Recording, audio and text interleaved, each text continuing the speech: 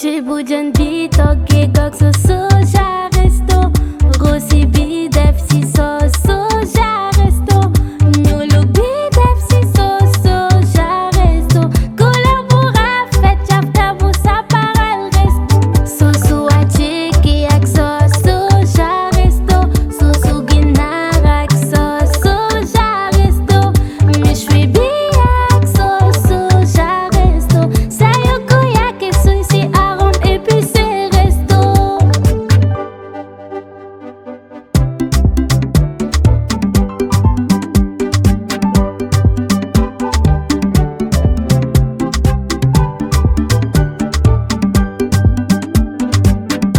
Resto, so como se do tokobay.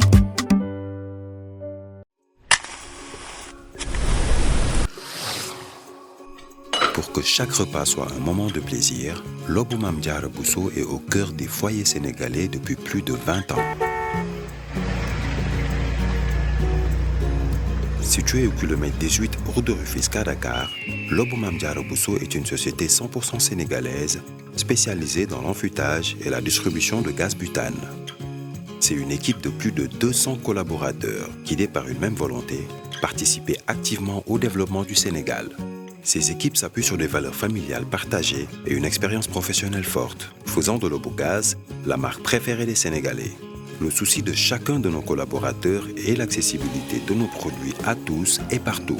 Notre leadership sur le butane, nous le devons aux ménages sénégalais qui ne cessent de nous renouveler leur confiance, faisant de nous le leader incontesté du marché du gaz, notamment de la 9 kg. Nous avons conçu cette bouteille en respectant les normes de sécurité en la matière. Cette invention est déposée auprès de l'Organisation africaine de la propriété intellectuelle. Assurément tournée vers l'avenir, nous maîtrisons toute la chaîne d'approvisionnement du gaz, allant de l'importation à la distribution sur le marché national et à la réexportation. Notre fibre patriotique, notre recherche permanente d'innovation et notre souci de sécurisation de l'approvisionnement du pays en gaz butane ont motivé la construction de 4 sphères sous talus d'une capacité totale de 6200 tonnes. Lobou Mame Diarra Bousso est ainsi le numéro 1 au Sénégal et dans la sous-région en stockage conforme de gaz butane. Nos lignes de production comportent 7 carrousels, composés chacun de 12 bascules automatiques et de 5 autres bascules manuelles, soit une capacité de production de 9000 bouteilles par heure, ce qui nous permet d'approvisionner le marché sénégalais en toute fiabilité. Le gaz butane reste un produit inflammable et parce que la sécurité est primordiale pour nous avons mis en place une équipe de sécurité formée et composée d'officiers de sapeurs-pompiers, de professionnels du butane et de collaborateurs. Des simulations sont régulièrement effectuées dans l'enceinte du centre afin d'assurer la sécurité de nos travailleurs, mais également des riverains. Mais nos ambitions ne s'arrêtent pas là. Nous diversifions aussi nos activités pour devenir un acteur majeur des produits pétroliers. Et avons lancé en 2016 notre première station-service sous la marque Lobou Oil, avec la volonté d'innover dans la distribution d'hydrocarbures à l'instar du butane. Modernité, expertise, innovation. Aujourd'hui, nous sommes engagés pour répondre aux besoins de toute la société sénégalaise. Notre professionnalisme nous a valu la confiance de nombreuses entreprises au-delà de nos frontières, faisant ainsi de Lobou Mame Diarra Bousso un acteur incontournable de la sous-région. Demain, notre ambition est de renforcer notre présence en Afrique de l'Ouest pour conquérir de nouveaux marchés. Pour continuer à vous accompagner partout, et parce que vous méritez toujours mieux, Lobou Mame Diarra Bousso ne cesse d'innover, de voir plus loin.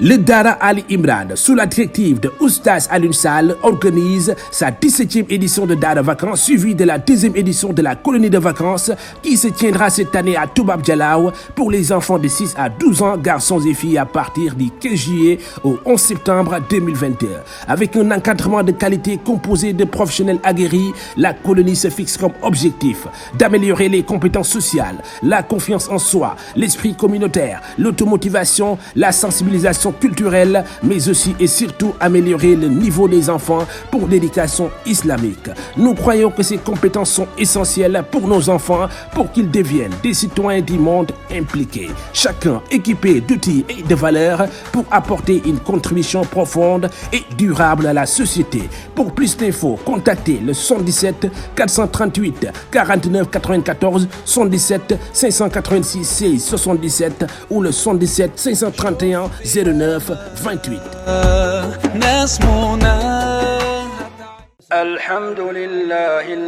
الحمد لله الذي أغناني وأعزني بتلا. yéen ñi bëgg di jot waxtaan yi ak vidéo yi nga xam ne mooy am ci Ali Imran TV da ngeen di bës fii nga xam ne moom lañ bind s'abonné ba noppi bañ a fàtte laal kolos bi. Ali Imran TV mooy chaîne bi nga xam ne moo leen di jàngal seen diine jëleen yeey ci mbirum àdduna. أعوذ بالله السميع العليم من الشيطان الرجيم بسم الله الرحمن الرحيم الحمد لله الذي أنزل على عبده الكتاب ولم يجعل له عوجا اللهم صل وبارك على حبيبنا ونبينا محمد صلى الله عليه وسلم نيغي سانت بور يالله سبحانه وتعالى waaye di julli ci ki nga xam ne moom la yàlla yónni muy suñu soppe waaye di suñu yenent ak mboolem ñi nga xam ne ay waa këram lañ ak mboolem ñi wëy ci yoonam ba ilaa yawmi diin di ñaan borom bi subhaanahu wa taala ñaanu nuyo muy assalaamu muy jàmm yàlla nañ ko borom subhaanahu wa taala defal ñun ñëpp waaye wa rahmatullahi muy yërmande yàlla nañ ko borom subhaanahu wa taala defal ñun ñëpp wa rahmatullahi tamit wa barakaatuhu bi daf ci am solo muy barke bénédiction yàlla nañ ko borom subhaanahu wa taala defal mbokk yi ñett yi ku ko am ñàkkoo dara ku ko ñàkk daanaka amoo dara moo tax l'islam nekk diine bu complet waaw mu nekk une religion complète absolue macha allah parce que fa huwa yatanaawalu mazahir alxayaati kulliha waaw waaw mboolem domaine mboolem aspect de la vie daf koy traité di ciy def intervention bu spécifique bu extraordinaire moo tax ñi ngi ànd ak yéen ci suñu tomb la globalité de l'islam mooy shumuliyatul islam di ñaan borom bi subhaanahu wa ta'ala mu defal ñu tawfiq may ñu dégg ak topp sami'na wa ata'na dégg nañu topp nañu loolu dafa am solo dégg li yàlla wax nga daal di topp waaye dégg li yàlla wax nga mooy loolu lu doy waar la lu métti métti la loolu la yahudi defoon démb ne sami'na wa asayna dégg nañu de waaw waaye ñoo lànk ñoo bañ an nañ ci yàlla musal mbokk yi shumuliyatul islam lépp loo xam ne maanaa jullit ki daf koy soxla rek wala fay concerner l'islaamu nit ki wala njullitem rek dañ koy waxtaane dañ ci jéem a indi ay leeral jéem cee indi ay jàngat loolu moo waral ñu tànn turu émission bi wala ñu tànn émission bi fan yi nag comme niñ ko xamee ñun ñëpp ak la ñuy dund ci réew mi wàllu élection wàllu campagne wàll bu ne nga gis ko waaw ñi siy gis yu doy waar loolu yëpp buñ ko boolee ñu tuddee ko politique arab ne as-siyaasatu muy politique baatu politique firi koog indi ay définition mag yooyu taxu ñoo jóg ndax ñëpp xam nañu ko waaw ñëpp xam nañu ko waaw fexe ba penc mi baax ak indi lu baax ak doxalin bi baax ak lépp jaari yoon ak waaw léegi nag kii taxaw ne moom mën na ko wala mën na li gën li keneen def wala nii waa ji di doxalee man mën naa indi lu ko gën donte ko sax baax na waaye man mën naa indi lu ko gën waaw fekk ab système ab tëralin boo xam ni jaarul yoon wala muy sooxe mu des lu bari waaw léegi nag ay nit jóg wala ab nit jóg wala ab mbooloo jóg ñu joxante loxo ñuy xeex ngir soppi loolu ngir changer loolu indi changement parce que changement doomu aadama daf koy soxla saa su ne doomu aadama dafay soxla changement waaw moo tax yére bi nga sol tey mu nekk yére boo xam ni yaa ngi ko jëndee 1 million waaw sol ko nga solaat ko suba solaat ko gannaaw suba bu motee ñetti fan dootoo ko bëgg a solaat waaw nga sol yére boo jënd nga xam ne tissu bi 5000 francs lay jar sax si ngay gën a sentir sa bopp que yére bi nga jënd woon 1 million sol ko ñetti yoon parce que da ngay bëgg changement doomu aadama la yàlla bindee noonu waaw plat yi dàq ci àddina bi wala ku ne parce que comme goût moom c'est relatif ku nekk ak li la neex kenn ku ne si ñun nag mu choisir plat yi mu gën a bëgg ci àddina wala plat bu mu gën a bëgg ci àddina su ko bëggee maanaam ñu indil ko tey mu añee ko suba mu añee ko gannaaw suba mu añee ko mu tegale ko semaine dama ko aroon guddal rek semaine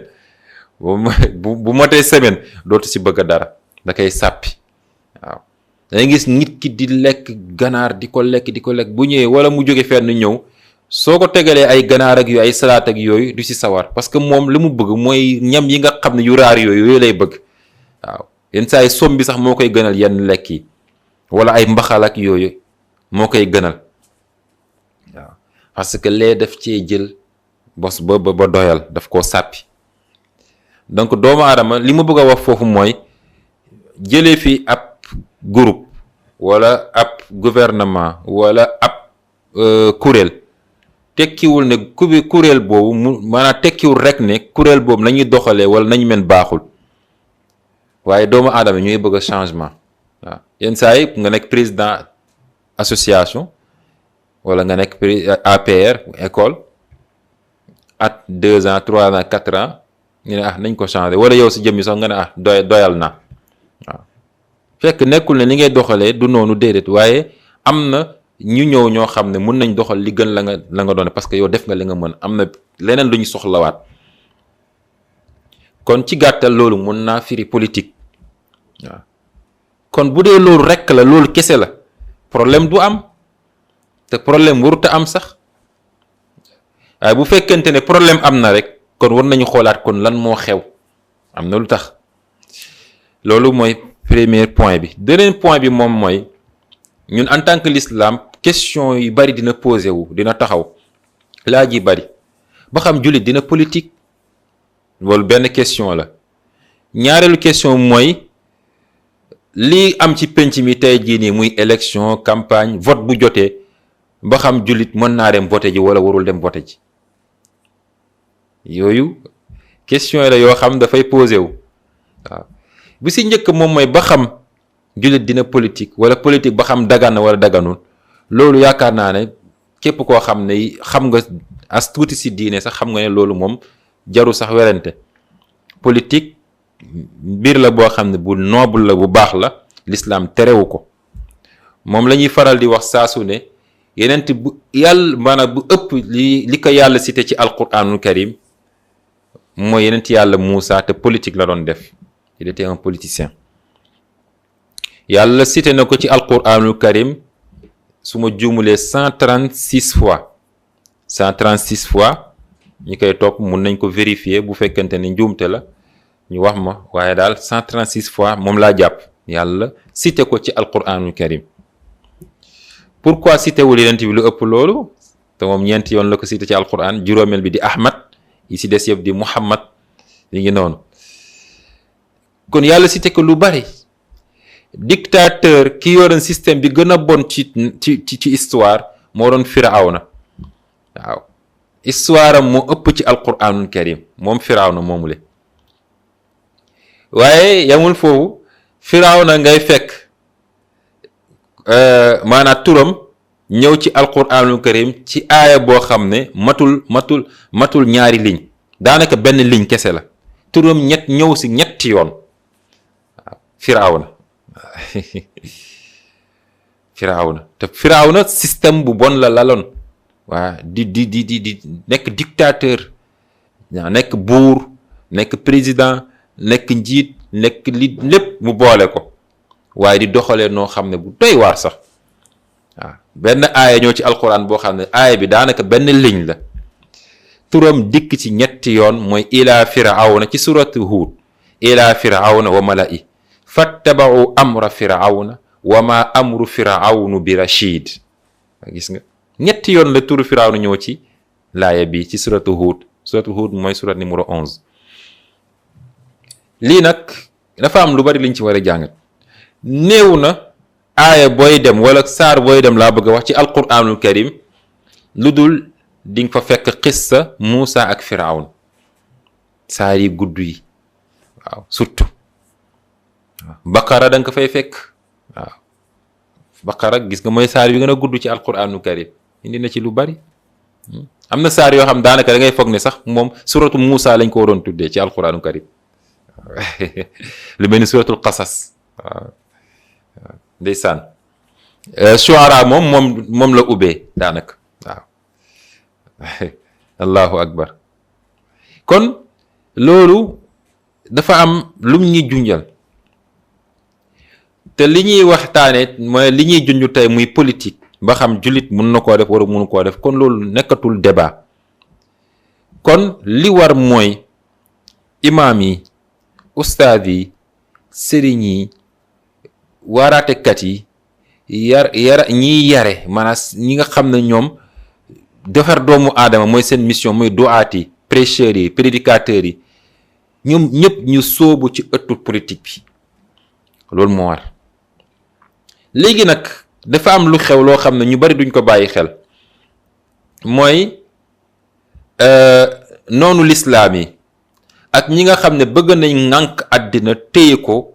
ñoom kese nga xam ne ñoo koy téye jamono bu ne saa su ne ñuy manipuler àddina bi économique lépp système yi nu mu leen neexee te kenn du ci mën dara dafa am lu ñu tëral loo xam ne buñ ko defulee ñoom day yàq seen liggéey mooy ñu fexe ba jël li ñuy wax politique lépp lu ñuy gérer réew waaw lépp lu ñuy doxalee état rek système beeg yooyu ñu vérifier ko façon boo xam ne dafay salte laa ko mën a tuddee mooy wax lu dul dëgg du la déranger yeneen sallam dañ koo laaj ba xam julli dina def nangam ak sàngam ay baakaar yi baree bari mu ne déedéet bañ ko waxee ne ndax jullit dina fen mu ne déedéet léegi nag fen boobu ñu jël ko def ko système ci suñu politique yi bu ko defee nag yow mi di sëriñ ngay ruus sa politique da ngay ruus sax ne yow politicien nga yow mi di oustaz wala imam wala sëriñu daara wala yarkat wala nit crédible da ngay ruus sa wax ne yow da ngay def politique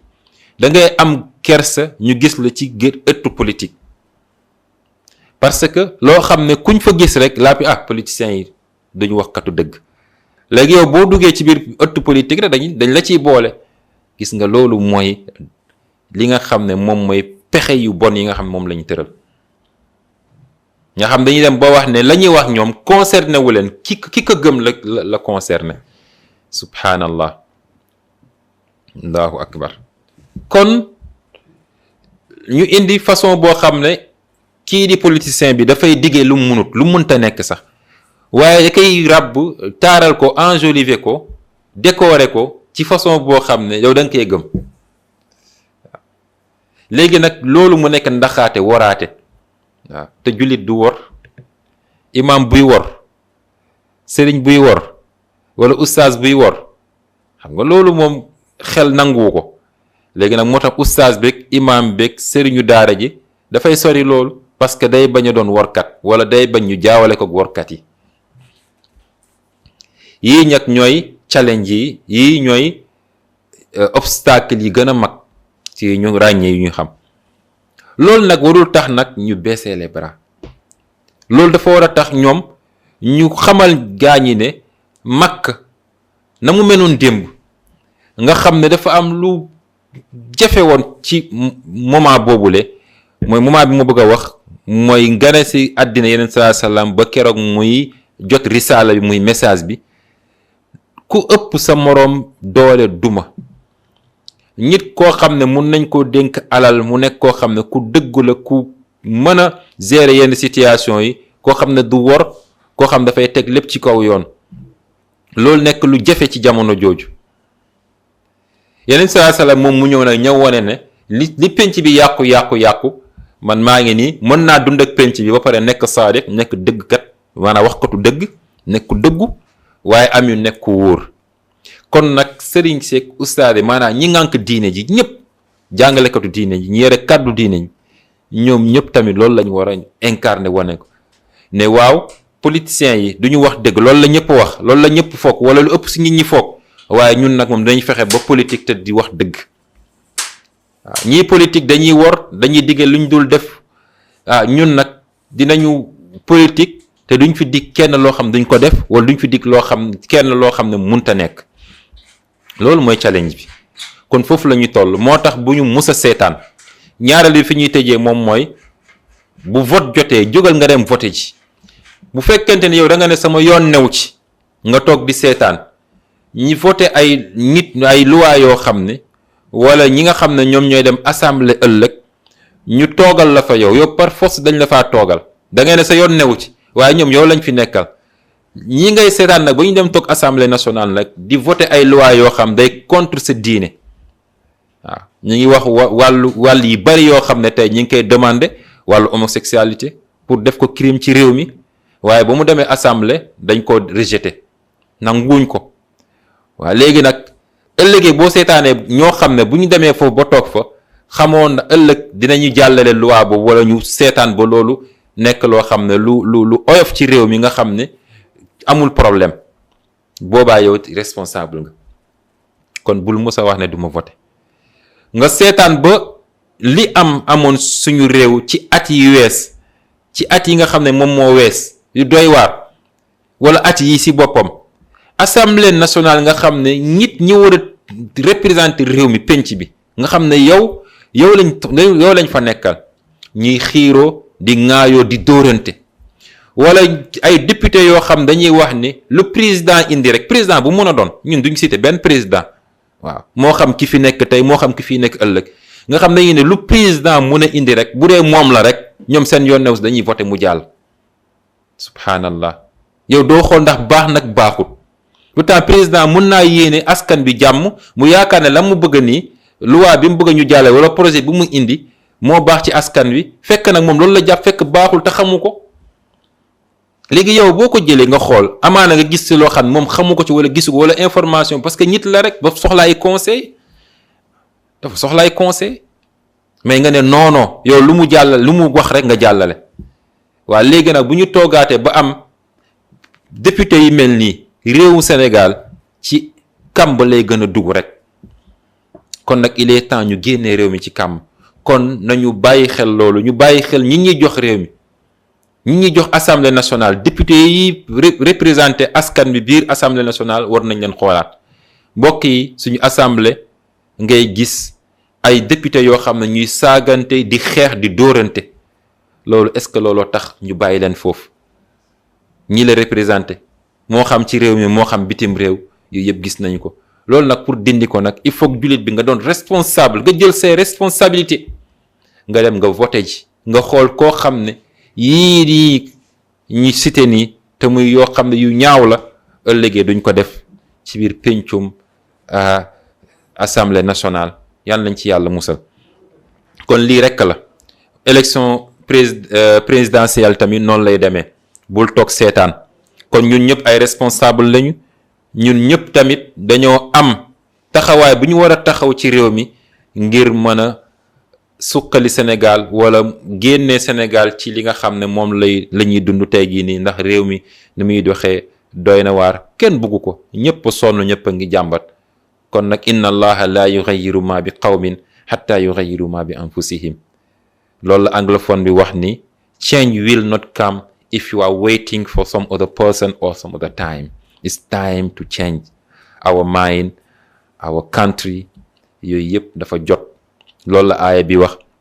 yàlla moom du changer kenn la mu nekkee benn réew wala ay nit lu dul rek ñoom ñu fas yéene ko changer seen bopp. donc te changement état d'esprit la changement ci nit ki la d'abord dañ ne li nga bëgg a àddina bi mel da nga koy mel d'abord li nga bëgg a àddina bi mel yow yaa ko war a njëkk a mel kon li nga bëgg a sa penc mel Sénégal melal loolu d'abord te loolu kon dafay tàmbali si nit ki d'abord balaa muy àgg feneen kon ñi ngi ñaan borom subhanahu wa ta'ala mu ñu dégg ak topp élection yi tamit mu jàll ci na mu war a jàllee parti bi nga xam ne moo nekk ci au pouvoir gouvernement bi ñu fexe ñamit tamit ñu tëral affaire yi façon boo xam ne kenn du ne ëllëg lii ak nii la demee muy indi ay contestation wala ay complication ñi nga xam ne tam ñoo féetee côté opposition tamit ñamit tamit ñu doxal lépp ci yoon mu ëllëgee mu bañ a am benn pëccëxu ak benn xiiro ak ŋaayoo ndax réew mi ñun ñëpp a ko bokk parti au pouvoir ak opposition rek ñëpp bokk réew mi comme li ñu bokk nag moom kenn du ko xëccoo dañ koy bokk ñu doxalandoo ko ku nekk jël li nga war a jël ku nekk gis ci sa bopp ku nekk yëg ci sa bopp ku nekk am ca wàll loolu mooy yoon yàlla nañu yàlla defal jàmm wassalaamu aleykum wa rahmatullahi wa barakatuhu ci bu jën bi toggee gog sa soja resto rosi bi def si sos soja resto ñulu bi def si sos soja resto couleur bu rafet jafta bu saparal resto sosu wàcce ak sos soja resto sosu ginaar ak sos soja resto méchoui bi ak sos soja resto sayoko yake suy si arôme épicé resto.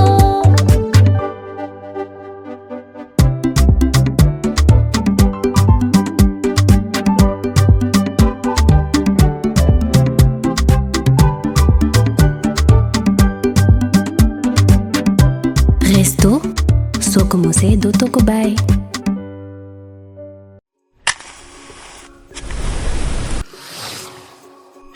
Pour que chaque repas soit un moment de plaisir, Lobou Mame Diarra Bousso est au cœur des foyers sénégalais depuis plus de 20 ans. Situé au kilomètre 18 route de Rufisque à Dakar, Lobou Mame Diarra Bousso est une société 100% sénégalaise spécialisée dans l'enfûtage et la distribution de gaz butane. C'est une équipe de plus de 200 collaborateurs guidés par une même volonté, participer activement au développement du Sénégal. Ces équipes s'appuient sur des valeurs familiales partagées et une expérience professionnelle forte, faisant de Lobogaz la marque préférée des Sénégalais. Le souci de chacun de nos collaborateurs est l'accessibilité de nos produits à tous et partout. Notre leadership sur le butane, nous le devons aux ménages sénégalais qui ne cessent de nous renouveler leur confiance, faisant de nous le leader incontesté du marché du gaz, notamment de la 9 kg. Nous avons conçu cette bouteille en respectant les normes de sécurité en la matière. Cette invention est déposée auprès de l'Organisation africaine de la propriété intellectuelle. Assurément tournée vers l'avenir, nous maîtrisons toute la chaîne d'approvisionnement du gaz, allant de l'importation à la distribution sur le marché national et à la réexportation. Notre fibre patriotique, notre recherche permanente d'innovation et notre souci de sécurisation de l'approvisionnement du pays en gaz butane ont motivé la construction de 4 sphères sous talus d'une capacité totale de 6200 tonnes. Lobou Mame Diarra Bousso est ainsi le numéro 1 au Sénégal et dans la sous-région en stockage conforme de gaz butane. Nos lignes de production comportent 7 carrousels, composés chacun de 12 bascules automatiques et de 5 autres bascules manuelles, soit une capacité de production de 9000 bouteilles par heure, ce qui nous permet d'approvisionner le marché sénégalais en toute fiabilité. Le gaz butane reste un produit inflammable et parce que la sécurité est primordiale pour nous avons mis en place une équipe de sécurité formée et composée d'officiers de sapeurs-pompiers, de professionnels du butane et de collaborateurs. Des simulations sont régulièrement effectuées dans l'enceinte du centre afin d'assurer la sécurité de nos travailleurs, mais également des riverains. Mais nos ambitions ne s'arrêtent pas là. Nous diversifions aussi nos activités pour devenir un acteur majeur des produits pétroliers. Et avons lancé en 2016 notre première station-service sous la marque Lobou Oil, avec la volonté d'innover dans la distribution d'hydrocarbures à l'instar du butane. Modernité, expertise, innovation. Aujourd'hui, nous sommes engagés pour répondre aux besoins de toute la société sénégalaise. Notre professionnalisme nous a valu la confiance de nombreuses entreprises au-delà de nos frontières, faisant ainsi de Lobou Mame Diarra Bousso un acteur incontournable de la sous-région. Demain, notre ambition est de renforcer notre présence en Afrique de l'Ouest pour conquérir de nouveaux marchés. Pour continuer à vous accompagner partout, et parce que vous méritez toujours mieux, Lobou Mame Diarra Bousso ne cesse d'innover, de voir plus loin.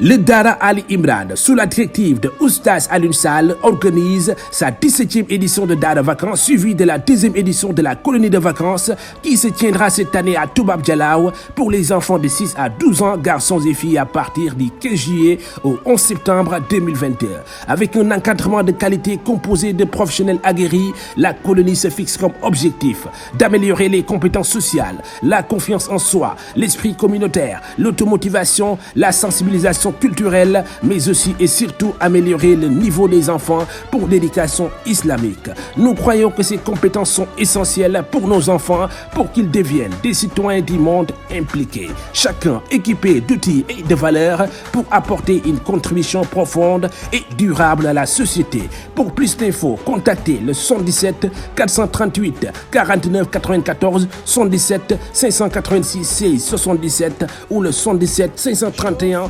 09 28.